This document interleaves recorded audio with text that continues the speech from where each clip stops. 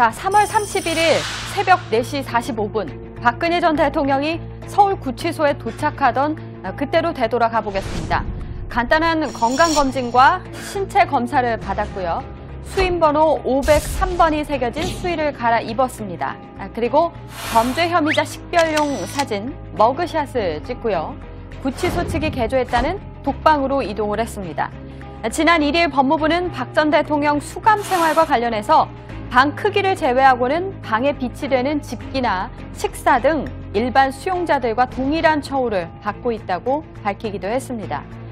자, 여기까지가 우리가 그동안 알고 있던 내용입니다. 그런데 실상은 좀 달랐습니다. 박 전 대통령은 그날 새벽 독방으로 들어가지 않았습니다. 대신 교도관 당직실로 갔습니다. 이틀 동안 당직실에서 잠을 자고 지냈는데요. 처음부터 아주 특별한 대우를 받은 겁니다. 보도를 통해 알려진 그 이유는 더더욱 충격적입니다. 노컷뉴스는 시설이 너무 지저분하다는 이유를 들어 박 전 대통령이 독방에 들어가길 거부하고 도배를 다시 해달라고 요구했다고 보도했습니다. 구치소 측이 급하게 도배를 다시 하는 이틀간 박 전 대통령은 당직실에서 지냈다는 겁니다. 논란이 커졌습니다. 관련 기사에는 구치소장이 박사모냐 이런 비아냥을 시작으로 펜션으로 휴양 온 줄 착각하는 것 같다. 구치소에서 또 다른 특혜를 받는 것은 아닌지 조사해봐야 한다는 댓글들이 달렸습니다. 이처럼 공분하는 사람들이 있는가 하면 이런 자잘한 일로 비판하는 건 너무한 것 아니냐. 물론 이런 반응도 있었습니다. 그런데 정확히 말씀드리면 특혜를 떠나 불법이란 지적이 나오는데요.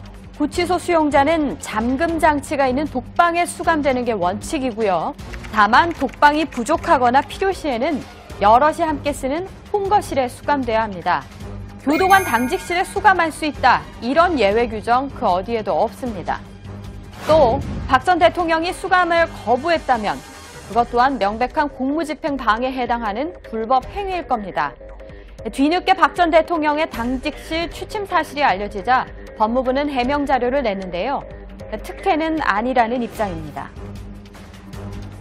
전직 대통령에 대한 경호, 경비 규정 등을 고려해 다른 수용자와 접촉 차단을 위한 거실 조정과 차단벽 설치를 위해 임시로 여자 수용동 사무실에서 박 전 대통령을 이틀 동안 취침하도록 했습니다.